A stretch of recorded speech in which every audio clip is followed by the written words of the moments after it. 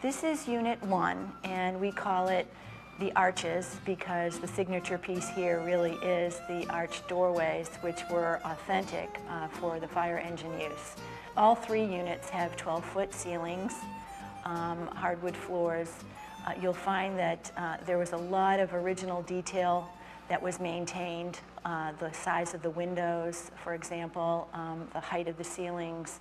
And in Unit 3, the signature piece is the tower, which was used to hang the hoses for drainage. The tower is 6 stories, 58 stairs to the top, and it actually is a functioning tower. You can go up to the top and view the area. It's really kind of fabulous, actually, to be up there. And I would suggest, somebody who buys it might want to put a telescope in. The kitchens are really wonderful gourmet kitchens. Everything is in a nice tight area with granite countertops that are uba tuba and cherry cabinetry and all high-end appliances, the Bosch appliances, and we have a Genair grill here in Unit 1. The second level in both units have 2 bedrooms, 2 full bathrooms. The bathrooms all have the Roma Antica tile. We're sort of going back to the European tile look. Each unit was maintained so that they have a private entrance for each unit and 2 deeded parking spaces that are close to the entry of each unit. So it feels more like a residential neighborhood than it does a townhouse building. And then there is a storage area in the lower level, which really is kind of unheard of with most condominiums. Well, this project was a very interesting project because it went through so many different phases to arrive at where we are. We were talking anywhere from $5 to $1.5 million in costs just to bring this up to today's standards. So it was a building that you wanted to maintain and use, but it had decayed so much that it was almost prohibitive to do so. When we first looked at the usage of this building, we were trying to figure out what was best for this property. We thought about using it as offices for the town hall. We thought of using it as housing for some mentally challenged people. We thought about using it for storage, and we thought about using it for other things. And town meeting kept saying, refine it better, we need you to do a better job, and we kept coming back and never arriving at a conclusion that was acceptable to the town meeting, and to the neighbors, because that's obviously, they play an important part. And then this came along, the idea of using it as a condominium, and the neighbors got involved with it, local people got involved with it, and the Board of Selectmen, the Historical Commission, everyone else did.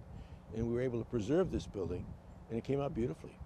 What we did is we picked a developer, New Boston Ventures. They were among 3 or 4 that were asked to be chosen. And the long and short of it is that with the blessing of town meeting, we gifted, I think for $1, the land.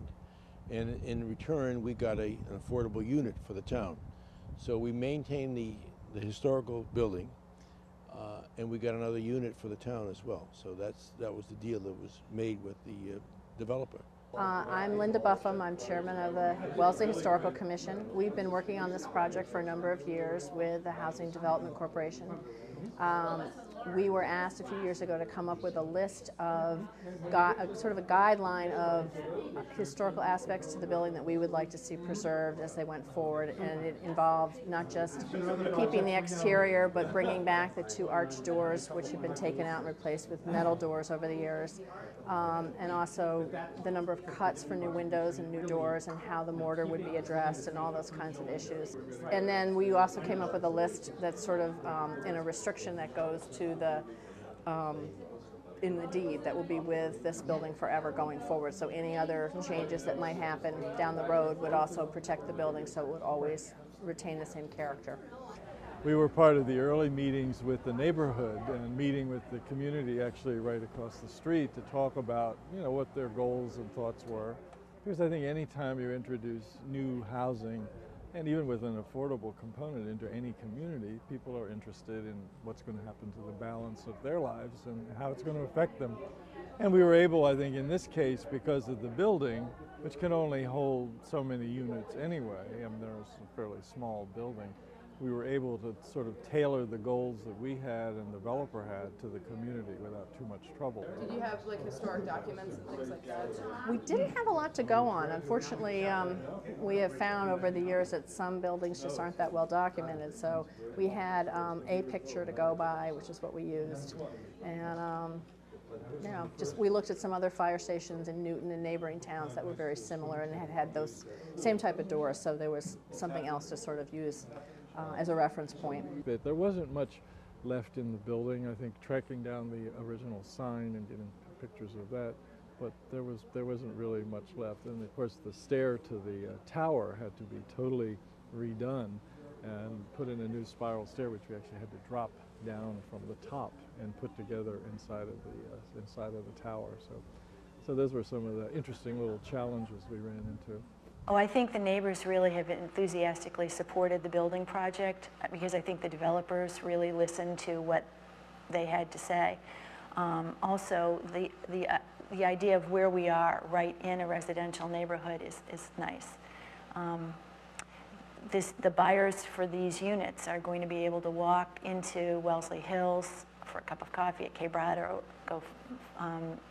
go up to the playground right over here at the Warren School. And the town recreation department is here. It's also close to the major routes of travel. This end of town typically is. And of course, it's a great commuter location in terms of having the commuter rail close by. I think typically the ideal buyer would be young professionals who are either in the area or who are in Boston and are not yet ready for single-family homes, but who really are looking for a good investment. So this would accommodate a young couple or a single person. They aren't really meant for large families with 2 bedrooms. The other buyer that we have in mind, the other profile would be the empty nester, a person who wants to maintain his ties to the Wellesley community, may not live here full-time, but wants a summer residence. This is perfect. The Housing Development Corporation was just amazing. The neighbors were incredible. They really worked with everyone all the way through. You know, they had some real concerns about certain things, and they just handled everything very politely and respectfully, and I think everyone came out of it feeling really good about the project, which I have to say is somewhat unusual. So they were great to work with.